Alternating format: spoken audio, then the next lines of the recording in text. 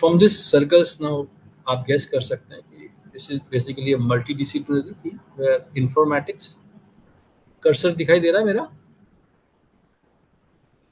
So informatics, maths, stats and biological. तो यहाँ biology जो है हमारी, उससे हम डेटा जो है हमारा वो बायोलॉजी ओरिजिन, जिसका ओरिजिन जो है वो बायोलॉजी का है, यानी कि हम बायोलॉजी के डेटा को कंप्यूटर में फीड करते हैं और उस पर मैथ्स और स्टैट्स लगाकर हम बायोइन्फॉर्मेटिक्स की प्रॉब्लम्स को सॉल्व करते हैं, कई सारी प्रॉब्लम्स जो हैं उसको सॉल्व करते हैं। तो कुल मिला के जो बायोलॉजी का जो डेटा आ रहा है और वो कंप्यूटर में उसको स्टोर किया जा रहा है, store the biological data inside the computers and then we use apply IT, the different algorithms, we develop tools, we analyze this data. Okay, तो जो रॉ डेटा जो आ रहा है उसको इस तरीके से इंटरप्रेट करते हैं। सो IT mediated interpretation of biological information, आप इसको ऐसा भी समझ सकते हैं कि whatever biological data we are storing inside the computer, we apply computer algorithms, we apply, और इस डेटा में से हम लोग नॉलेज को बाहर निकालते हैं, डेटा में जो छुपी हुई इंफॉर्मेशन है उसको हम लोग बाहर करते हैं। तो we interpret the hidden biological information in such a way using IT that like we can easily examine the information which is hidden inside the data। जैसे यहाँ आपको एक ये क्या दिखाई दे रहा है, यहाँ आपको ये एक जीनोम का मैप है, circular map of A genome है, और इसमें हर एक ये सर्कल एक इंफॉर्मेशन को दिखा रहा है। जितने सर्कल हैं उतनी इंफॉर्मेशन को हम इसमें इस जीनोम मैप के सर्कोस के द्वारा प्रोड्यूस्ड मैप है। तो एक जीनोम को, जो कि हम जानते हैं, अगर हम लोग जीनोम की बात करते हैं तो वी नो कि जीनोम जो केमिस्ट्री बैकग्राउंड से वो ये समझ रहे हैं कि एक सेल में जितना DNA कंटेंट होता है, एक सेल में मौजूद जितना DNA कंटेंट होता है, that is refer to as its genome. So what is genome? The total DNA content of a single cell present in a single cell is referred to as its genome. For example, in humans we have 23, means entire DNA is present in nucleus in 23 pair of a chromosome and in mitochondria also. Okay, so total in bacteria we have a nucleoid and plasmid. तो जो DNA एक cell में मौजूद है, total DNA content of a single cell is referred to as genome of the cell. That means genome carries the complete set of instructions to construct and regulate a life. That means genome carries information to construct an organism, to create an organism, and to maintain, to regulate that organism's life from beginning to end. So entire information to regulate the life, कैसे चलेगी जिंदगी, उसकी सारी information कहाँ is embedded in the genome of the cell in chromosomes. Chromosome तो visual होते नहीं है। DNA जो है, ये क्रोमोसोम जब सेल डिवाइड होता है तो सेल डिवीजन की एक स्टेज होती है मेटाफेज, उसमें हम इन क्रोमोसोम्स को देख पाते हैं, नॉर्मल माइक्रोस्कोप से भी हम लोग देख पाते हैं, वरना क्रोमोसोम्स ऐसे दिखाई नहीं देते हैं, ये बिखरे हुए रहते हैं। जैसे अगर हम अपने बालों को कैसे पानी में बिखेरते हैं, ऐसे ही क्रोमोसोम्स बिखरे हुए रहते हैं। इन्हें हम क्रोमोसोम्स ना कहकर उस समय क्रोमेटिड फाइबर्स कहते हैं, और कंटिन्यूअसली ये क्रोमेटिड फाइबर्स में जो हमारा रेगुलेटरी प्रोसेस है लाइफ का, जिसे हम central dogma of molecular. Sorry, sir, I am interrupting you. Slide not moving, and also it's not full screen. It's not full screen. मैंने पूछा था। It's not full screen and also not moving मैंने slide. 2-3 बार आपको बताया भी है कि उसकी फुल स्क्रीन में नहीं है, पर पता नहीं आवाज ही नहीं आ रही है। अभी अभी नहीं है, फुल स्क्रीन मोड में नहीं है। एक बार एग्जिट किया इसको। अभी अभी आया? नहीं आया। Just give me 1 second.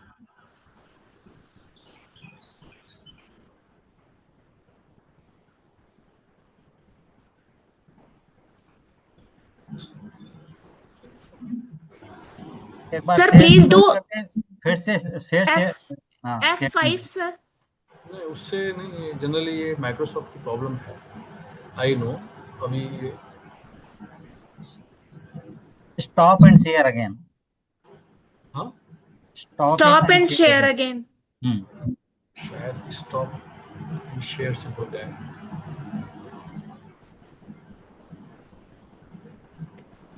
नहीं, ये यार ये राधा कृष्ण स्टॉप का भी नहीं दिखा। मैं इसको बंद ही कर देता हूँ।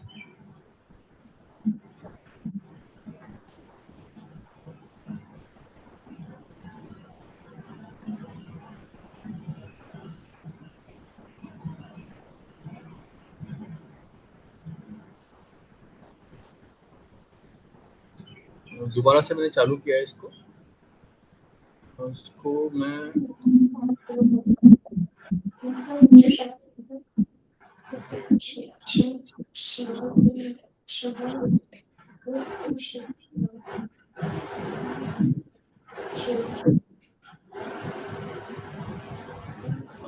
अभी भी राधा कृष्ण देखना कौन कौन बच्चे जो पार्टिसिपेंट नहीं किए हैं उसकी जस्ट मेक अ लिस्ट, है ना?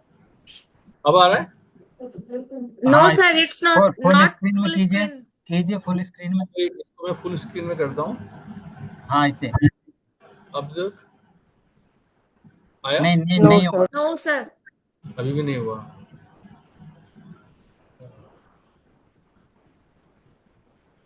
बड़ी समस्या है। अच्छा, एक काम करते हैं, इसको अब कुछ एनिमेशन चला जाएगा। फाइल को मैं इसको एक्सपोर्ट कर लेता हूँ पीडीएफ में।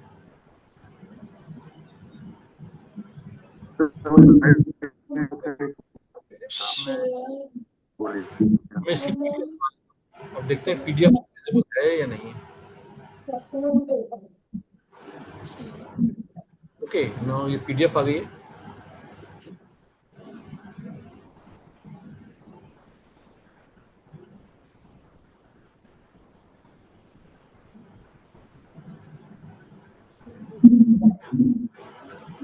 इसको बंद कर देता हूँ। शेयर स्क्रीन में विंडो। अब ये मैंने पीडीएफ को शेयर किया है, देखना राधा कृष्ण। हाँ ठीक है। सर आ गया। पीडीएफ तो दिखाई दे रहा है? हाँ जी दिखा। सर। Yes, sir. प्रेजेंट में अब दिखाई दे रहा है पीडीएफ खोलो। हाँ आप फुल स्क्रीन Yes, में। sir. ओके। जी सर। माइक्रोसॉफ्ट प्रॉब्लम है, माइक्रोसॉफ्ट पावर पॉइंट में कुछ कुछ हो सकता है। ओके, सो हम लोग बात कर रहे थे यहाँ की, यस हियर की। सर प्लीज एक बार रिपीट कर दो ना फर्स्ट स्लाइड। ओके, सो ये बायोइन्फॉर्मेटिक्स बेसिकली एक इट्स अ मल्टीडिसिप्लिनरी फील्ड वहाँ, and here we deal with 3 disciplines simultaneously, in which जो हमारा बायोलॉजिकल इंफॉर्मेशन जो है, बायोलॉजिकल डेटा, उस पर हम काम करते हैं। जैसे DNA sequence, protein sequence, DNA structure, DNA की इमेज, प्रोटीन की image, DNA expression, RNA expression, pathways, or we store this biology information in computers and we apply informatics, means all algorithms, उसको अरेंज करना, data structure में डालना, उसको visualise करना, website बनाना, web tool develop करना, and then we use apply mathematics and statistics, we apply mathematics and statistics to the data that we have stored inside the computers. So we then how do we store data inside the computer? The question. We create databases. I will tell you what are databases. We create databases. Here, this is the example. Here,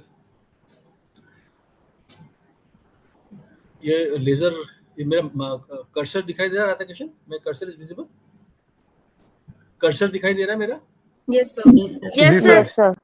Yes, sir. So we have मतलब एक organism की अगर हम लोग बात करते हैं, living organism, कोई भी लिविंग ऑर्गेनिजम्स हैं, तो जो केमिस्ट्री फील्ड से हैं वो ये समझ लें कि हम लिविंग क्यों हैं, बिकॉज वी आर लिविंग हम लोग इसलिए हैं कि we have certain characteristics of life, और ये जो कैरेक्टरिस्टिक्स है, and these characteristics define any life, which includes, like, for example, uh, motion, you- the homeostasis. Homeostasis हर एक लिविंग ऑर्गेनिज्म का एक इंटरनल एनवायरनमेंट होता है, जैसे उसका ब्लड पीएच हो गया, उसका टेम्परेचर हो गया, उसका जो इकोसिस्टम है वो पैरामीटर्स डिसाइड करता है। वैसे हमारे आसपास जो हमारा इकोसिस्टम है, हवा है, पानी है, जो भी हमारे आसपास है, ये हमारा इकोसिस्टम। हम पानी के अंदर नहीं रह सकते, हम हवा में नहीं रह सकते। So every living organism has own ecosystem, और जो हर एक इकोसिस्टम जो है वो उसका एनवायरनमेंट कहलाएगा। बाहर उसको ऑक्सीजन है, नाइट्रोजन है, इस पे सांस जो ले रहा है, छोड़ रहा है। ऐसे इस लिविंग ऑर्गेनिज्म के अंदर का खुद का एक अपना इंटरनल सिस्टम होता है। Every organism carries its own internal environment, and we refer that environment as the homeostasis. For example, pH of the blood, for example our body temperature, so we can, हम अब living organisms जो हैं, अगर हम लोग उसकी बात करते हैं, तो ऐसे लिविंग ऑर्गेनिजम्स हैं जिन्हें हम देख सकते हैं आंख से, और जिन्हें हम आंख से नहीं देख सकते हैं। Okay, so our eyes has limited resolution. Beyond that we cannot see these organisms. We need aid, we need microscope to see these organisms. For example, microorganisms means जो बैक्टीरिया हैं, जो वायरसेस हैं, फंगस है, we need, these are very small in size. Viruses nano scale के चले जाते हैं, तो we have developed microscope to visualize that, but we cannot visualize beyond, means, for example, if you talk about the DNA, we cannot visualize our DNA system, so we need to take help from biophysical techniques like X-ray crystallography and MR imaging to collect information related to those particular structures, and we try to see those structures, जैसे protein, DNA, ये cell के अंदर भी, nucleus के अंदर मौजूद ये organelles के अंदर रहता है। डीएनए इसको आंख से नहीं देख सकते, माइक्रोस्कोप से नहीं देख सकते हैं, तो फिर कैसे देखेंगे? तो we used we use the just hold on,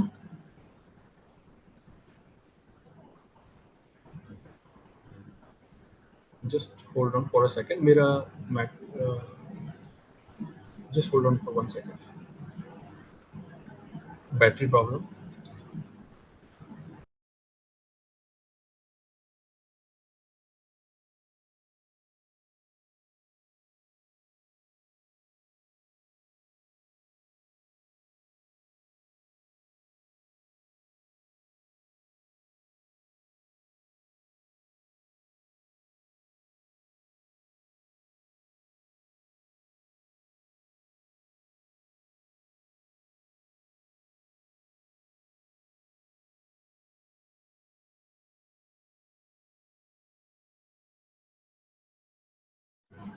Yeah,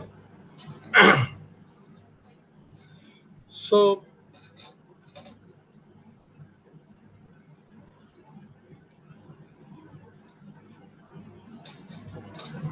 okay,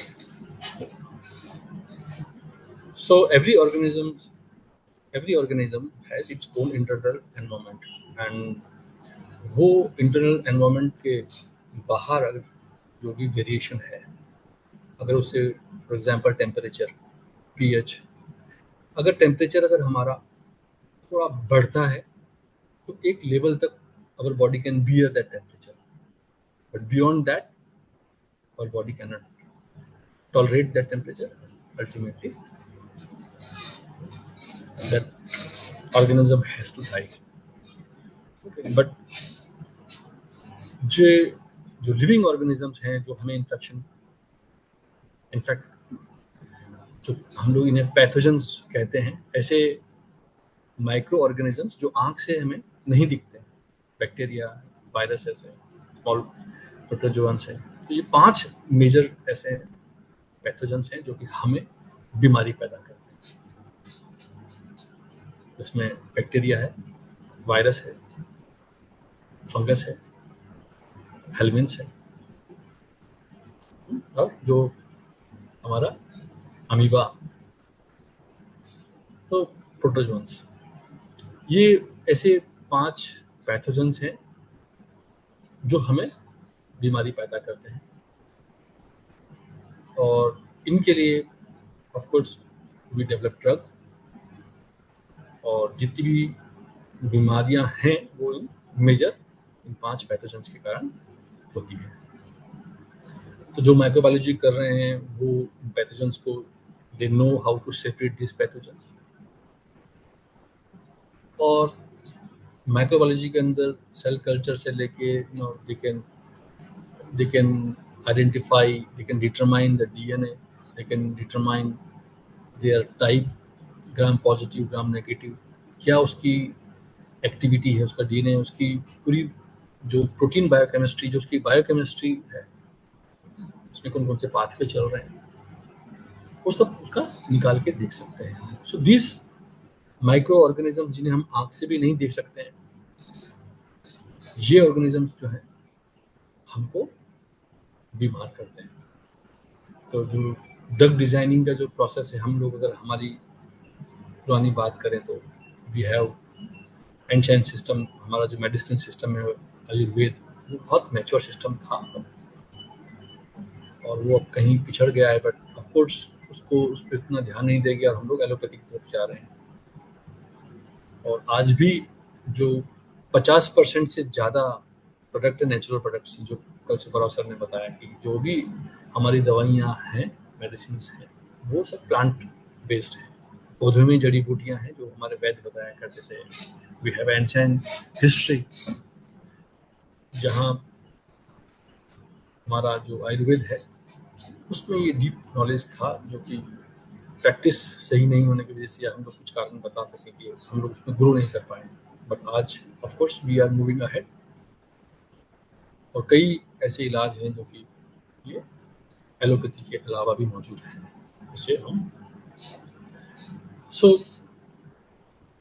ये जो अल्टीमेटली जितने भी ऑर्गेनिजम्स हैं जो हमें पैथोजेंस हैं, इन पैथोजेंस को हमें डील करना है। डील करने के लिए जो हमारे ट्रेडिशनल टेक्निक्स हैं, उस ट्रेडिशनल टेक्निक से हटकर हमें जो आज की जो current trend computer based system है उसको अपनाना होगा, ताकि हम बहुत, जिसका एग्जाम्पल आपके सामने सार्स वैक्सीन जो था, और अभी मलेरिया का वैक्सीन जस्ट लॉन्च हुआ है।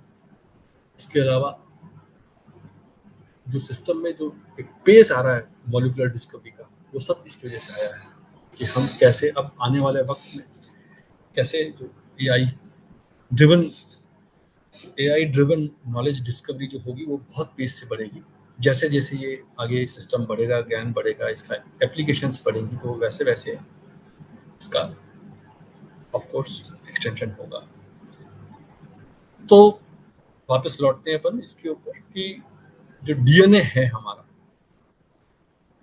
इट कैरीज, जिसे हम क्या कहते हैं, जीनोम ऑफ एन ऑर्गेनिज्म, चाहे वो बैक्टीरिया हो, वायरस हो, चाहे वो एनिमल, प्लांट या ह्यूमन बीइंग। तो जो उसका डीएनए है, the total DNA content of a single cell is referred to as its genome. तो प्रोटियोम क्या होगा? Total protein content of a single cell इसका proteome of a cell. So genome को analyse करना जीनोमिक्स कहलाता है, और प्रोटियोम को एनालाइज करना प्रोटियोमिक्स कहलाता है। So it is genomics and proteomics.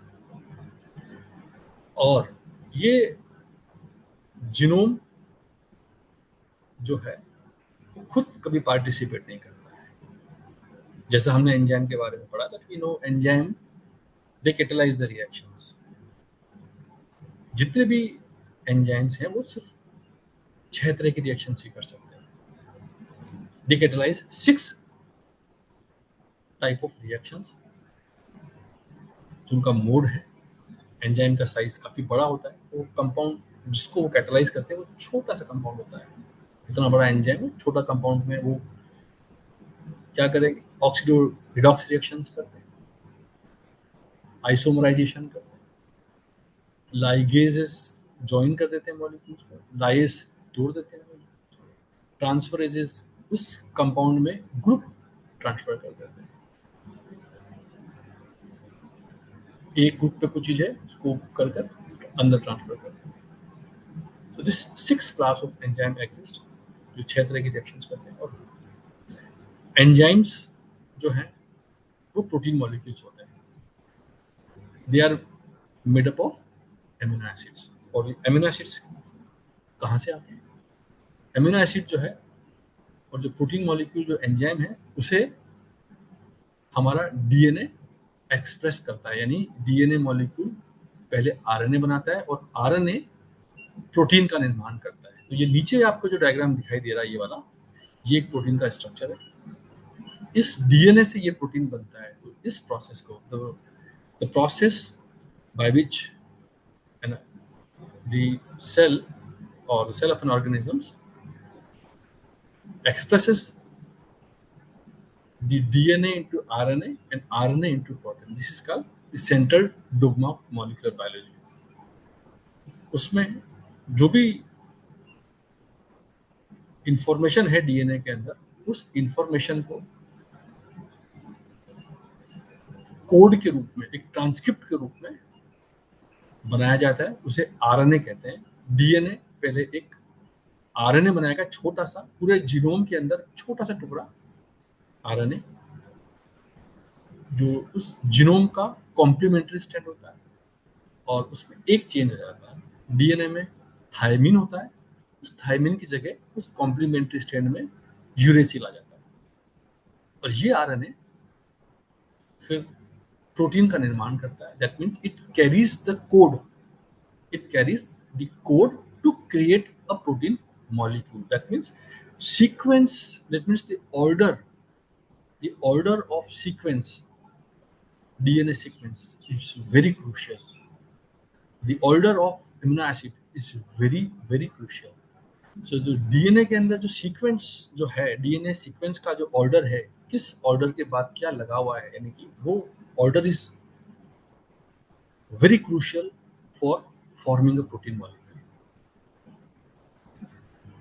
तो डीएनए से प्रोटीन इस बनने के प्रोसेस में, यानी कि ट्रांसक्रिप्शन और ट्रांसलेशन के इस प्रोसेस में, जिसे हम central dogma of molecular biology कहते हैं, इसमें डीएनए के अंदर मौजूद सीक्वेंस जो है, it is very important and this sequence decides the structure of protein. अगर इस सीक्वेंस में बदलाव आ गया, इस बदलाव को हम we refer this change as mutation. Mutation is change in the order of the nucleotide or change in the order of a protein, that is the amino acid sequence. If DNA sequence changes, it will change the amino acid. So change in DNA causes change in amino acid, and this causes malfunctioning. This means the misconfiguration, formation of misconfigured protein, and ultimately which leads to a disease. So all we know there are diseases which are inherited, genetically inherited diseases. All these diseases are because of there is change in the order of DNA sequence, which causes change in amino acid, change in different amino acid sequence. There is change in the sequence of amino acid and the structure responsible for particular function, because structure decides the function of a protein. अगर enzyme वो enzyme है तो enzyme अपना काम नहीं कर पाएगा। अगर वो कोई इंपॉर्टेंट रेगुलेटरी प्रोटीन है, वो भी अपना काम नहीं कर पाएगी। अगर वो एंटी बॉडी बना रहा है, वो भी अपना काम नहीं कर पाएगा। स्टोरेज प्रोटीन है, वो भी अपना काम। जितने भी प्रोटीन के फंक्शन हैं रिस्पॉन्सिबल, जो कि लाइफ को गवर्न करने के लिए, वो काम नहीं कर पाएंगे। So this will lead to a disease, and if it is genetic, or if it is acquired, it is acquired to treat the disease. So if disease occur, then we use, अगर बीमारी हो गई, then we need drug. So we will see in this course कि क्या क्या, जैसे कल sir ने बताएं कि कितने डाटाबेसेस हैं, क्या है डाटाबेसेस, कितने तरह की इंफॉर्मेशन हैं, कितने तरह के ड्रगेबल टारगेट्स मौजूद हैं. We will look the time. So here in this slide, you can see that the information is stored in chromosomes and in the form of a DNA. So genotype to phenotype. Phenotype is the expression. Genotype is the DNA. Phenotype is the expression जो हमें दिख रहा है. आंख का colour, बाल की size, बाल की थिकनेस, बाल का कलर, हमारे शरीर का हर वो अंग जो हमें जो बन चुका है उस डीएनए के कारण, वो उसका फिनोटाइप कहलाएगा. Phenotype is the trait, the characteristics that is visible, जो हमें दिखाई दे रही है. हमारा शरीर का आकार, everything is phenotype, and this phenotype is basically due to genotype, that is DNA. Okay, तो डीएनए से जीनोम, प्रोटीन से फिनोम, और बीच में ट्रांसक्रिप्टोम. ट्रांसक्रिप्ट बनाएगा, यानी कि डीएनए जो आरएनए बनाएगा, और ये आरएनए प्रोटीन बनाता है. आरएनए को हम आरएनए ट्रांसक्रिप्ट कहते हैं, जिसे हम एमआरएनए के नाम से जानते हैं. डीएनए एमआरएनए बनाएगा. उस एमआरएनए का बनना बताता है कि उस पूरे जीनोम का कौन सा भाग, which part of the genome can form और एक्सप्रेस आरएनए ट्रांसक्रिप्ट, उसको हम कोडिंग रीजन कहते हैं. That is genome coding part. बाकी डीएनए का वो पार्ट जो कि आरएनए नहीं बना सकता, नॉन कोडिंग रीजन कहलाता है. तो लगभग हम लोग ये जानते हैं कि 2 से 3% जो रीजन है अभी डीएनए का, वो कोडिंग होता है, बाकी सारा नॉन कोडिंग होता है, या जिसे हम एक वेग टर्म जिसे जंग डीएनए कहते हैं. वी यूज अ टर्म जंग डीएनए, अ वेग term for that non coding region. But ऐसा नहीं कि वो नॉन कोडिंग है. हाँ, ये है कि उसे हम, उसका फंक्शन हमें पता नहीं, हम नहीं जानते कि उसका क्या फंक्शन होगा, इसीलिए उसे हम जंग डीएनए कहते हैं. बट आप पिछले एक डिकेड में हमने देखा है कि जो लॉन्ग नॉन कोडिंग आरएनए है उसका भी बहुत इंपॉर्टेंट है. ये लॉन्ग नॉन कोडिंग आरएनए एक हार्बर के रूप में एक्सप्रेस होता है पूरा, और जो छोटे छोटे नए एमआरएनए जिसकी खोज आपने, जो बेसिकली एमआरएनए उसके 3 टाइप पढ़े हैं, एमआरएनए, आरआरएनए और टीआरएनए, जो कि इस सेंट्रल डोग्मा को चलाते हैं.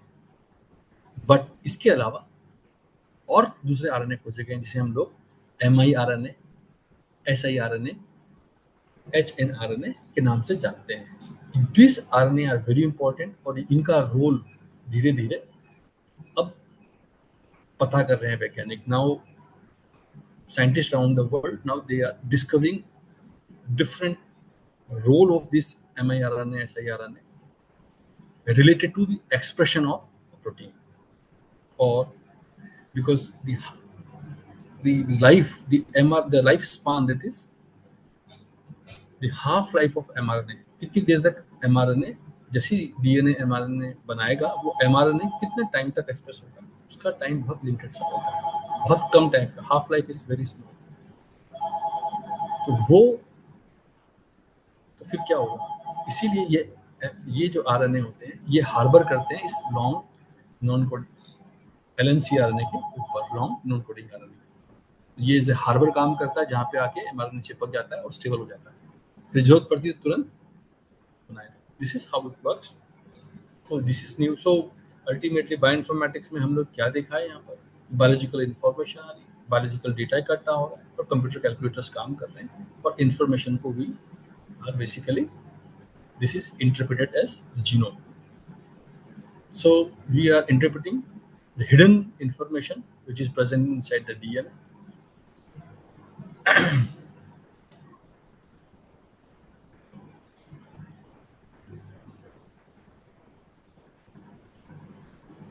So how do we define bioinformatics? Application of information technology to biology using mathematical and statistical principle. It provides computational solutions to biological problems, and it explores the hidden biological principles using IT. So यहाँ हम लोग देख रहे हैं कि IT जो है उसको काम में लेके उस IT की सहायता से we are exploring hidden information, जैसा कि बताया, और जिसे आपने इस नीचे प्रोटीन का स्ट्रक्चर देखा, एक इसकी पिक्चर देखिए प्रोटीन की, ये वाली, ये पिक्चर आई कहाँ से है? सो दिस इज बेसिकली जो क्रिस्टलोग्राफी एक्सपेरिमेंट है हमारा, एक्सरे क्रिस्टलोग्राफी, फोटोग्राफिक प्लेट पे हमने जो एक्सरे डिफ्लेक्शन पैटर्न जो इकट्ठा किया, उस डिफ्लेक्शन पैटर्न को उसमें फूरियर ट्रांसफॉर्मेशन लगा के उस डेटा को एक नॉलेज में कन्वर्ट किया, और हर एक एटम जो इस प्रोटीन के अंदर मौजूद है उसके XYZ कोऑर्डिनेट को रिजॉल्व किया, उसके XYZ कोऑर्डिनेट को रिजॉल्व करके ये स्ट्रक्चर बनाया। Okay, then we have lots of softwares which can read this crystallography file and which can then show you the protein structure. We will discuss कि ये कैसे होता है. There are many terms that we use for bioinformatics, that is computational biology, computational molecular biology, biomolecular informatics, computational genomics, biochemistry. Depend upon the person who is using it. For some people, bioinformatics is a tool, like biologists, biochemists, medical professional, and for some it is a discipline like informatician, mathematician, statistician. For them it is a discipline, hardcore research. Doctor कहता है कि हाँ ठीक है इसमें लाओ और ये मेडिसिन ये काम करती है, कैसे करती है, बट एक रिसर्चर जो है वो इसको बहुत साल लगाने के बाद में आइडेंटिफाई कर पाता है। बट और जो टूल है वो लोग कहते हैं कि ठीक है एनालाइज कर दो, click you get information. For them it is a tool, but for some it is a discipline. Major task की अगर हम लोग बात करते हैं तो यहाँ हम लोग develop tools to manage interpret information present in biological data, compare newly sequence like DNA protein against database of functional assignment. कोई भी लैब में साइंटिस्ट काम करता है और वो नया डीएनए उसको निकालता है ऑर्गेनिज्म से, तो देखना चाहता है कि वो ये डीएनए पहले से मौजूद है या नहीं। तो वो एग्जिस्टिंग डाटा बैंक से, एग्जिस्टिंग जो नॉलेज है, एग्जिस्टिंग सीक्वेंसेस है, उससे कंपेयर करता है। अगर कंपैरिजन में बहुत ज़्यादा सिमिलरिटी है, if there is a high level of similarity between a query sequence and a subject sequence of a database, then we can assign functions. If we know the function of the existing sequence, if we have a knowledge about the existing sequence which is present in the database, then we can assign those knowledge, those functions to our query sequence. So this is basically the comparative analysis of your query sequence against the database sequence. So there are specific tools like BLAST which performs this kind of work. Then there is searching for existing patterns. So in we search for patterns, we look for patterns in bioinformatics. Whatever the data we are getting, various format, we try to look at patterns. क्या जो भी data हमें उसमें pattern है या नहीं, तो we use patterns. Now AI, what this AI is doing is searching for the patterns.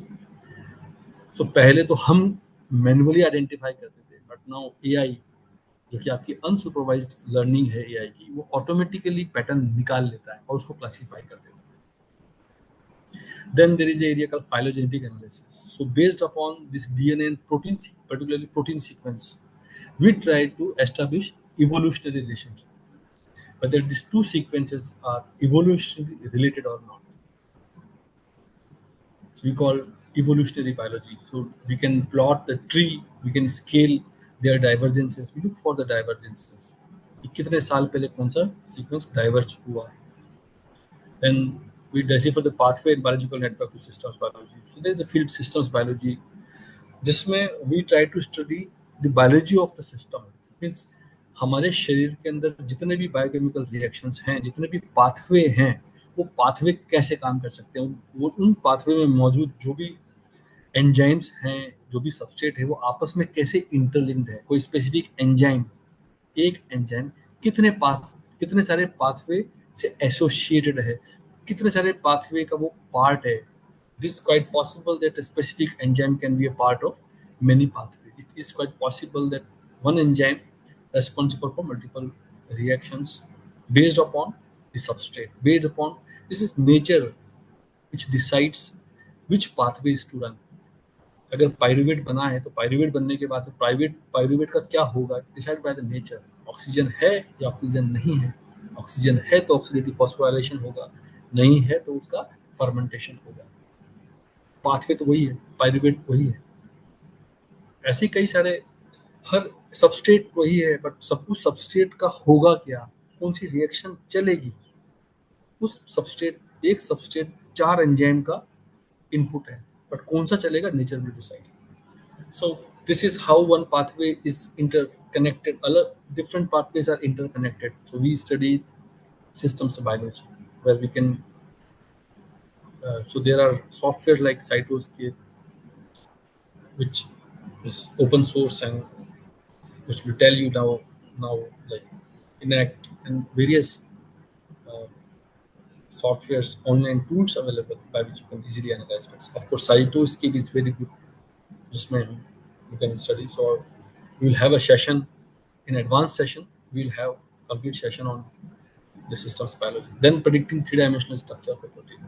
So we know that जब जीनोम एक्सप्रेस करता है वो एक नॉर्मल सीक्वेंस बनाता है अमीनो एसिड का, वो सीक्वेंस अमीनो एसिड का जो सीक्वेंस है वो प्रोटीन स्ट्रक्चर बनाता है। तो इस अमीनो एसिड का जो सीक्वेंस है इसके अंदर ये नेचर ने एक एम्बेडेड सिस्टम, एक एम्बेडेड कोड है जो कि वो 3-डायमेंशनल स्ट्रक्चर को बनाएगा। यानी कि एक सीक्वेंस, एक लीनियर सीक्वेंस एक 3D स्ट्रक्चर को फॉर्म करता है, और एक चुटकी बजाए थे, just a blink of your eyes, less than a time than a blink of your eyes, in just microseconds that amino acid sequence convert into a specific structure, and this conformation is responsible for the function.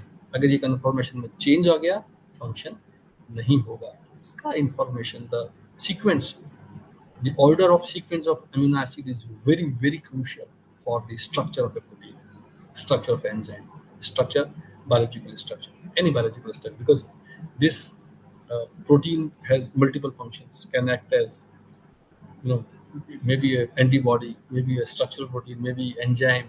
It has n number of functions in which protein is involved.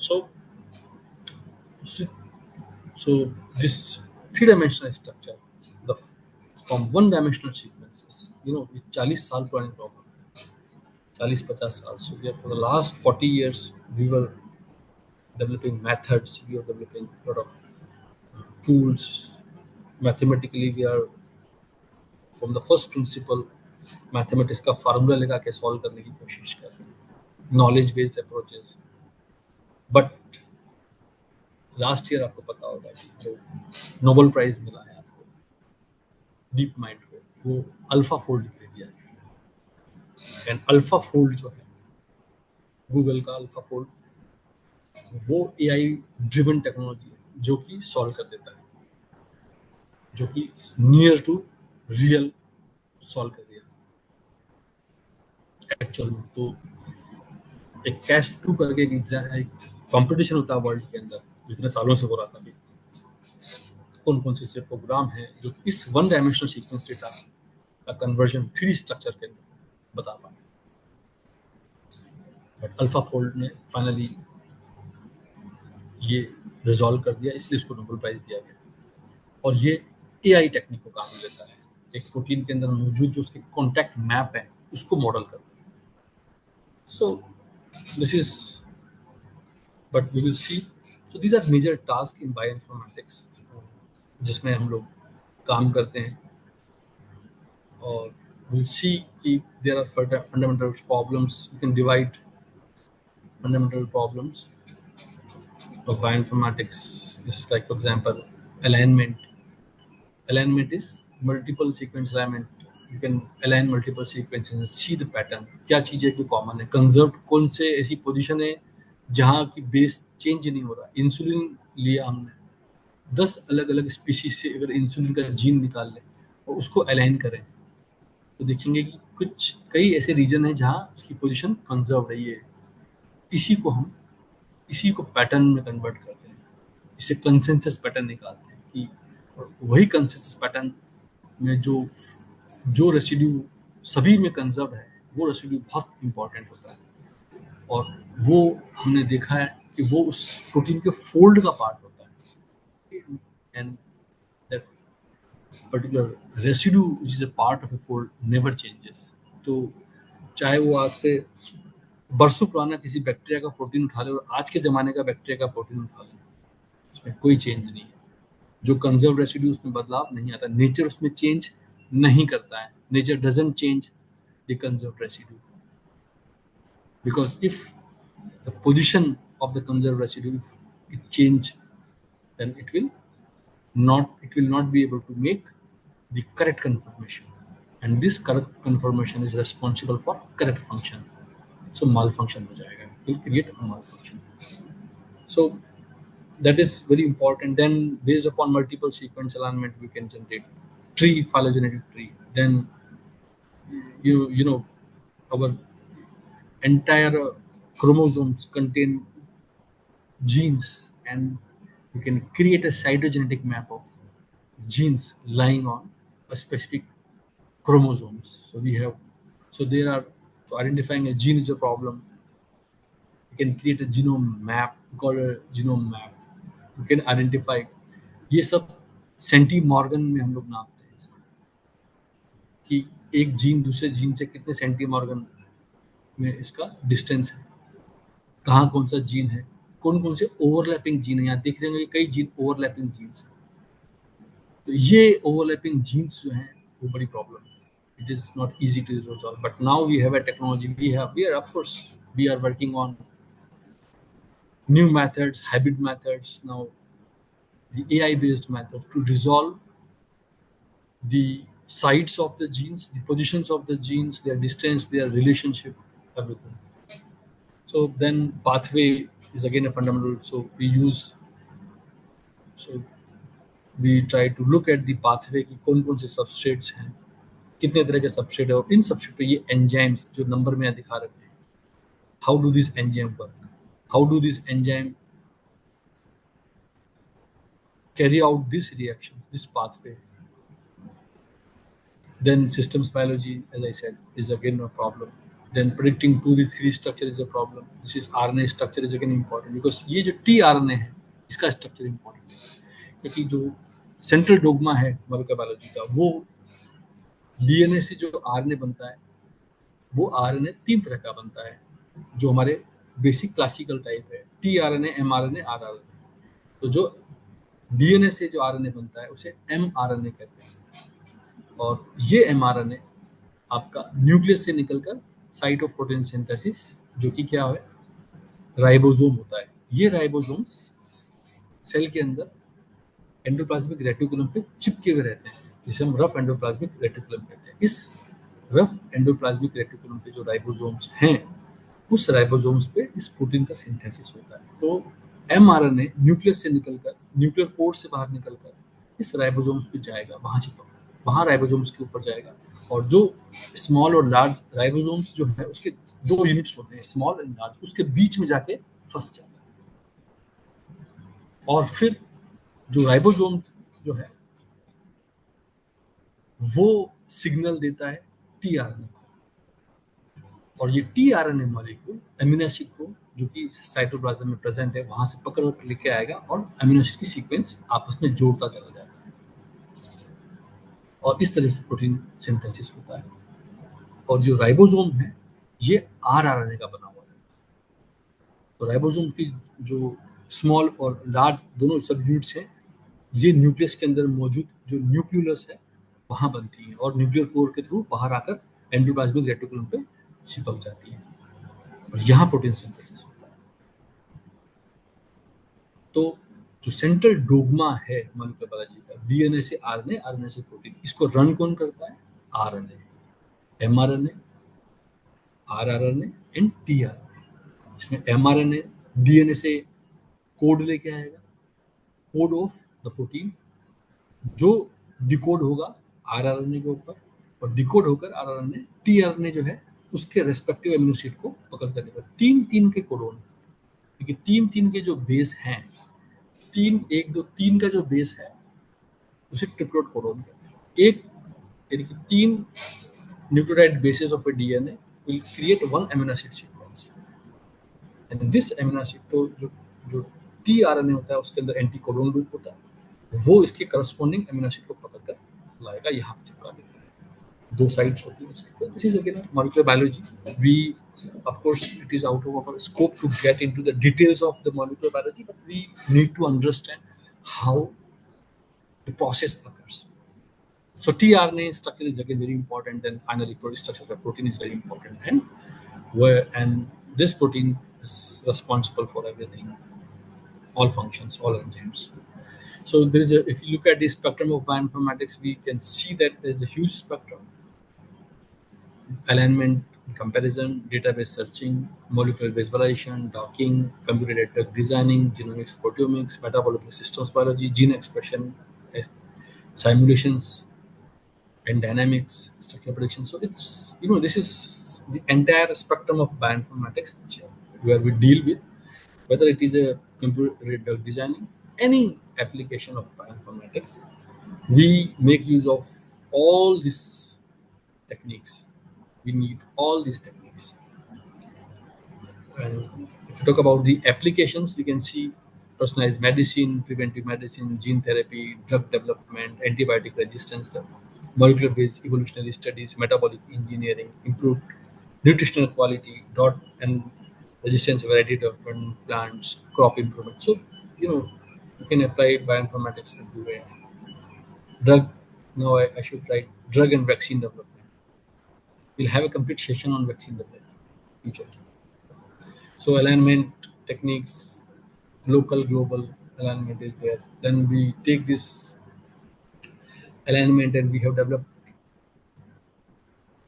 a tool called BLAST. So NCBI started storing information, created databases called GenBank, carries DNA information, sequenced DNA information. So if any scientist from any lab in the world sequence a DNA, then wants to know whether my query sequence matches with the existing sequence of the GenBank. So it is this tool BLAST which can take input your query sequence and match against the database sequence. Once if it is matches, now you can easily infer from the match what is the function. If it is matches and if the score is very high, if this e-value is very low, then you are rest assured that your sequence, you know about your sequence by comparing the existing sequence. So you can assign the functions of the known sequence to your query sequences, basically. So alignment is very important in bioinformatics. Then there are tools like visualization, molecular visualization. So there are multiple softwares which reads this protein, which reads the structure of proteins, structure of compounds. Basically, it reads the atomic coordinates of protein. Yeah. And then this software you can visualize in wireframe in various forms. We call the molecular representation of a chemical structure. It is nothing. If you look at the amino acid, what is this amino acid? This chain, N's chain of NCC, NCC, NCC, NCC. Because side chains are specific, but their backbone is very important. I'll show you. So we can represent this amino acid in various forms. We call in wire from ball and stick. You can say CPK. Okay, so there are multiple forms of visualization of these proteins. Various software, CN3D software, NCBI. You can represent these protein molecules various forms. These are free softwares available. There are commercial softwares available, but free softwares are equally good as commercial. nowadays, like for example, Discovery Studio made free. It's free for academics. It's very good tool. We'll have multiple applications. These are various softwares I have mentioned. Rasmol, earlier software started, but this is the early the when bioinformatics started. So this is the tool of that age, but still available, and we use Rasmol for multiple purposes. Those who are physicists, those who are working on scattering experiment, they also use this Rasmol. CN3D specified for the NCBI. JMOL is freely available in Linux. Rasmol, CN3D, JMOL. This is, then you have SPD Weaver and VMDA. And this is Discovery Studio Visualizer, BioVia Visualizer. You can download. It's academic free for academics, and this is one of the best software for visualizing protein. Then VMD is there, and then Chimera is there. So Chimera is a very tool. So I think that slide is missed of Chimera. So protein structure prediction is a problem where we predict the structure of a protein given amino acid sequence. Then we know that the structure of a protein has got secondary structures, helix and sheet. So we can see the structure of a protein contain either sheets or the helix. These are secondary structures. So from a normal linear chain, predict its secondary structure, predict its three-dimensional structure is a challenge which is solved. So earlier, like we have methods like homology modeling, threading, fold evaluation methods by which we can solve these structures. A lot of softwares have been developed for prediction. For secondary studies, still like we are these softwares I've read and they are very useful.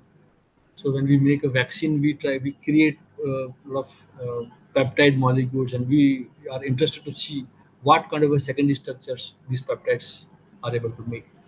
What structures can be, can this particular peptide sequence form? So whether it can make a helix-like structure or sheet-like structure or any secondary structure or not. So it's very important, right? So again, it has got a lot of applications. So various programs have been developed. Then you have tertiary structure prediction. So AlphaFold have solved this is won the Nobel Prize. But besides, we have various solvers available today, which gives you information, different kinds of information. Because Modeler is a software which gives you various models, and all majority of the commercial softwares make use of this model by Andrej Sali. So, and then there are softwares written for photogrammetry and ab initio, that is Robita and Bhagirath. So they are from the pure mathematics based approach. Robita, earlier it was Rosetta. So these methods just based upon mathematical formula predict the structure of a protein. But yeah, now the chapter is closed. AlphaFold gives you near to accurate structure. So let's discuss about the biological data banks. What are the biological data banks? So we have discussed a lot about the biology, that information, that is the central dogma. If we talk about central dogma of microbiology, our cell is like an information exchange, and information flows very specifically. So we know that from DNA, there is a process called transcription, which makes from this DNA makes this mRNA, and this mRNA from nucleus come out of through nuclear port यहाँ से बाहर आएगा और इस ribosomes पे चिपक जाएगा इस लार्ज और स्मॉल के बीच में. इसके अंदर जो इसका ट्रिपलेट कोडन है, तीन nucleotide basis responsible for one amino acid, और ये टीआरएनए जो है वो इन अमीनो एसिड को पकड़कर साइटोप्लाज्म में उनको लेके आएगा, और ये जो टीआरएनए है वो फिर ट्रांसलेशन करेगा. तो यहाँ ट्रांसक्रिप्शन होगा, यहाँ ट्रांसलेशन होगा. ट्रांसलेशन के बाद में a chain of peptide molecule, a polypeptide chain will form, and this chain of this peptide is responsible. फिर इसके बाद में इसका तुरंत ये फंक्शन न बनकर इसके अंदर पोस्ट ट्रांसलेशन मॉडिफिकेशंस होते हैं.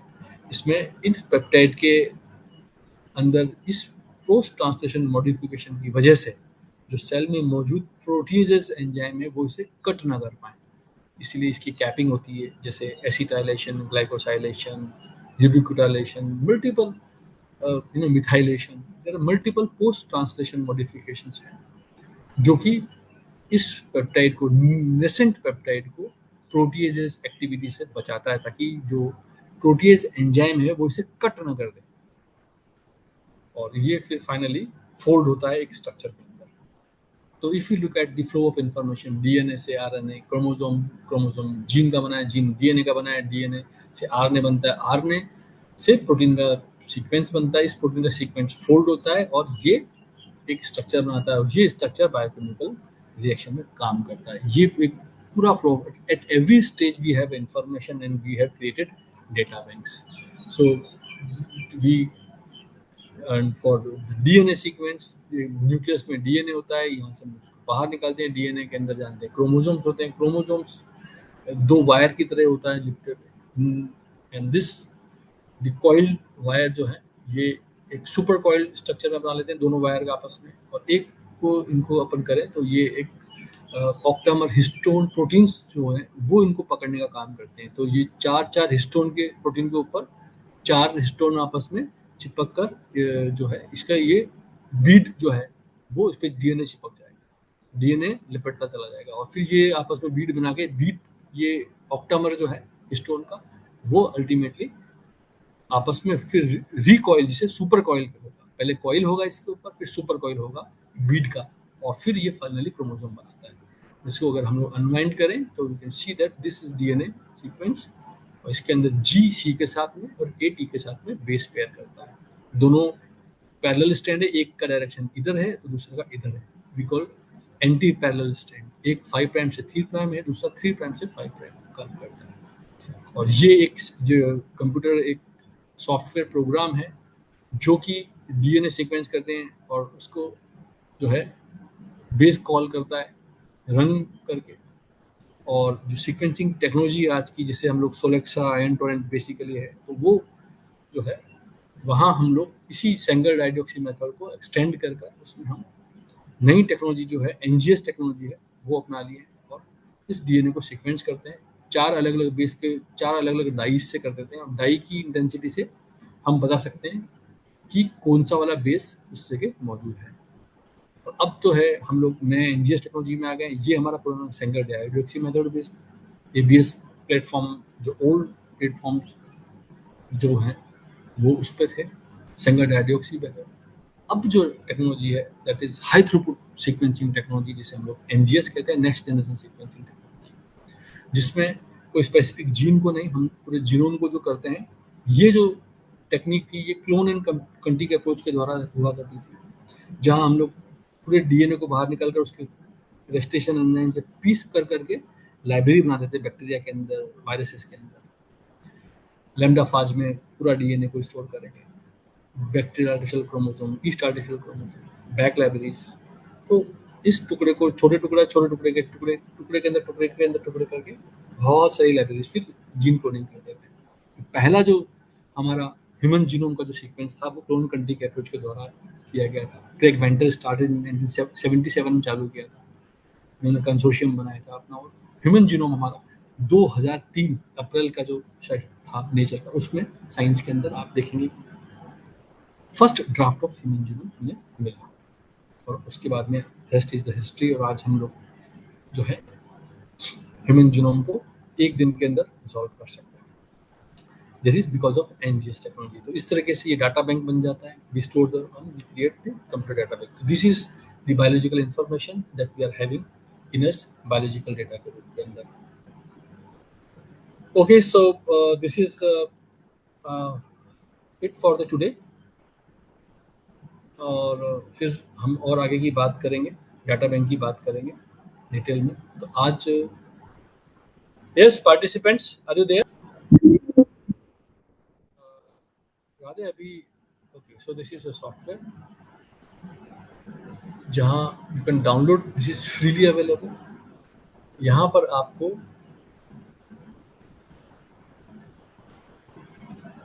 प्रोटीन को चाहिए होगा, आपका पसंदीदा कोई भी प्रोटीन हो, तो आपको प्रोटीन डेटा बैंक आप लिखेंगे तो यहाँ पर आपका प्रोटीन डेटा बैंक में आपकी वेबसाइट पे जाना है, जिसे RCSB हम लोग कहते हैं, research collaboratory of structural bioinformatics. यहाँ पर ये प्रोटीन के स्ट्रक्चर्स आपको मिलेंगे, क्रिस्टोग्राफी द्वारा सॉल्व जितने भी स्ट्रक्चर्स हैं यहाँ अवेलेबल हैं। आप अपने पसंद का कोई भी प्रोटीन आप यहाँ डाल सकते हैं और यहाँ से आप डाउनलोड कर सकते हैं आपके पसंदीदा किसी भी प्रोटीन को।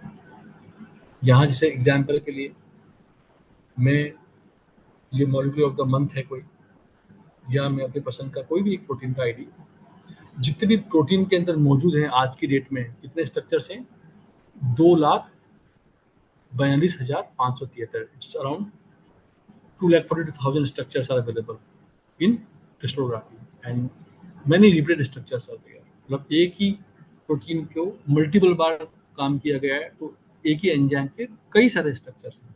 तो कुल मिला के हम जानते हैं कि एक ह्यूमन के अंदर करीब 3,500-4,000 हज़ार प्रोटीन से जो काम करते हैं, ऐसे सब अलग अलग ऑर्गेनिज्म में अलग अलग। तो 2.5 लाख स्ट्रक्चर्स अवेलेबल हैं हमारे पास आज की डेट में, और जिसमें करीबन इतने सारे हमारे कंप्यूटर स्ट्रक्चर मॉडल्स हैं CSM, जो कि हम जो अल्फा फोल्ड के थ्रू द्वारा है, computer structure models, that is CSM, it is alpha fold के द्वारा प्रेडिक्टेड स्ट्रक्चर्स है। अब यहाँ पर हम लोग कुछ भी एंजाइम डालने हैं आपका, हम देखना चाहते हैं कि ये हमारा इंसुलिन कैसे काम करता है, तो जस्ट मैं इंसुलिन का यहाँ पर इंसुलिन का रिसेप्टर डाल सकता हूँ। इंसुलिन एक हार्मोन है, इंसुलिन के अंदर जीन है, मैं इंसुलिन का डालूंगा। मैं देखना चाहता हूँ कि इंसुलिन मेरा हार्मोन है वो कैसा दिखाई देता है। तो आप ये देखेंगे कि ये इंसुलिन, हम जानते हैं कि उसमें 2 चेन होते हैं, 52 अमीनो एसिड के वो होते हैं उसके अंदर। तो आखिर इसको दिखता कैसा है, किस तरीके से ये चेन है, तो वी कैन इजीली सी यहाँ पर। ये सब इतने सारे आपके इंसुलिन के स्ट्रक्चर्स हैं जो देख सकते हैं आपके। यहाँ से आप कोई भी एक स्ट्रक्चर जो कि जिसका रिजोल्यूशन अच्छा हो, जितना कम ये एक्स रे डिफ्रेक्शन रिजोल्यूशन होगा, जितना कम ये होगा उतना अच्छा क्लियर स्ट्रक्चर होगा, धुंधला नहीं होगा। जितना ये ज़्यादा होगा, 3 एंगस्ट्रॉम 4 एंगस्ट्रॉम के ऊपर होगा, ये धुंधला होगा। जितना ये कम होगा, ये उतना क्लियर स्ट्रक्चर होगा। तो हम लोग ये 2003 में किसी ने सबमिट किया स्ट्रक्चर है, बहुत पुराना स्ट्रक्चर है, क्या है ये पुराना स्ट्रक्चर है, और हम लोग फिल्टर लगा सकते हैं, देख सकते हैं। लेकिन चलो एक हम पुराने किसी एक स्ट्रक्चर को देख लेते हैं यहाँ पर कि इंसुलिन कैसे दिखाई देगा। यहाँ हम लोग शॉर्ट कर सकते हैं, ये टेबुलर डाटा है, सेलेक्टेड है। शॉर्ट जो है हम लोग जो है रिलीज डेट के हिसाब से भी कर सकते हैं कि जब जो लेटेस्ट हो, 2025 के अंदर एक जो स्ट्रक्चर आया हो वो कैसा स्ट्रक्चर है। तो ये इंसुलिन जो है वो किसी न किसी हाथ में कॉम्प्लेक्स बना के रखा हुआ है, और वो तो ये हम लोग देखते हैं कि ये एक स्ट्रक्चर है क्यूबिक, ये थोड़ा सा लेटेस्ट स्ट्रक्चर है, होम्योसेपियंस का है, A चेन है, B चेन है, और सल्फेट आयंस इसके अंदर है। इसी को यहाँ से डाउनलोड में जा सकते हैं और इस स्ट्रक्चर को हम लोग डाउनलोड कर सकते हैं। वी कैन व्यू फाइल, यहाँ पर ये इसकी प्रोटीन स्ट्रक्चर की फाइल है। ये एक इसको CIF फॉर्मेट बोलते हैं, chemical interchange format, CIF format. ये 9M4X का जो मॉलिक्यूल है, ये प्रोटीन क्रिस्टोग्राफी फाइल है। इस क्रिस्टोग्राफी फाइल को हम लोग देख सकते हैं, ये कितनी बड़ी एक फाइल है जो कि क्रिस्टोग्राफी एक्सपेरिमेंट से बनी है। बट इसके अंदर जो सबसे इंपॉर्टेंट चीज़ है वो क्या है, एटम के कोऑर्डिनेट्स। और ये एटम के कोऑर्डिनेट्स जो हैं वो बहुत इंपॉर्टेंट है हमारे पास में। तो हर एक एटम जो है उसका जो 52 अमीनो एसिड है, ये पहला ग्लाइसिन मॉलिक्यूल है, तो इसके अंदर ये एटम के कोऑर्डिनेट है। इसके अंदर क्या होता है, एटम, ये फील्ड रिकॉर्ड का नाम है, ये एटम का नंबर है, ये एटम का नाम है, एटम का नंबर, एटम का नाम, और ये है सिंगल लेटर कोड में, ये इस एटम का NC अल्फा C, तो NCC, फिर ये साइड चेन CON, फिर ये वापस से आएगा, नेक्स्ट रेसिड्यू आएगा, तो अल्टीमेटली क्या हुआ, NCC, फिर ये साइड चेन, फिर ये हमारा रेसिड्यू ग्लाइसिन का था, फिर इसके बाद में आइसोल्यूशन का रेसिड्यू है। ओके, तो अब ये इस आइसोल्यूशन का रेसिड्यू है हमारा। इसके अंदर भी क्या होगा, NCC कॉमन बैकबोन और फिर ये O, C beta, C gamma 1, C gamma 2, C delta 1, ये side chain, NCC side chain, then NCC side chain, NCC is our backbone and this is side chain. और इसके बाद में ये रेसिड्यू का नाम just wait for 2-3 more minutes. Residue का नाम, चेन, ये चेन का नाम, ये रेसिड्यू का नंबर, फिर ये x y and z coordinates. Okay, x y and z coordinates इसके अंदर है, ग्लाइसिन एटम है, ये एटम का नंबर। इस तरीके से ये एक फॉर्मेट है। इस फॉर्मेट को, इस कोऑर्डिनेट्स को ये सॉफ्टवेयर से रीड करते हैं। तो मैं इस फाइल को भी मैं चाहूँ सेव कर सकता हूँ, या यहाँ से मैं इस फाइल को मैं यहाँ पर इस पर क्लिक करूँगा तो ये फाइल जो है इस फॉर्मेट में आ जाएगी। यहाँ जाके मैं इस पे क्लिक कर MMCIF format, legacy PPT format, ठीक है, डाउनलोड फाइल में जाके लीगेसी PPT फॉर्मेट को मैं डाउनलोड कर सकता हूँ। Legacy PPT format, it will download this PPT file. मैं इसको एक CAD 2025 के अंदर मैं इसको सेव कर लेता हूँ इस फोल्डर में, और इस फाइल को मैं नाउ आई कैन ओपन इसको मैं डेस्कटॉप पे CAD 25 के अंदर इस PDB फाइल को मैं ओपन कर लेता हूँ।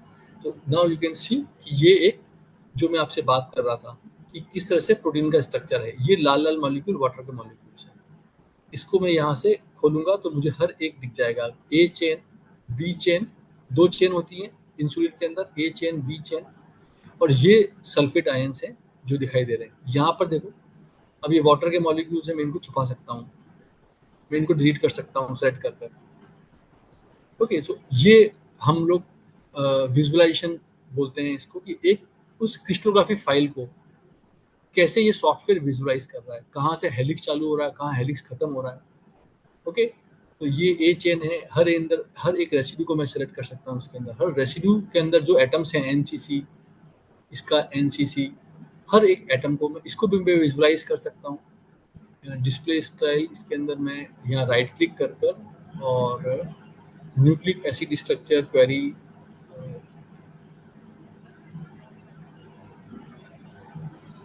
एटम डिस्प्ले जो है इसको सेलेक्ट करता हूँ।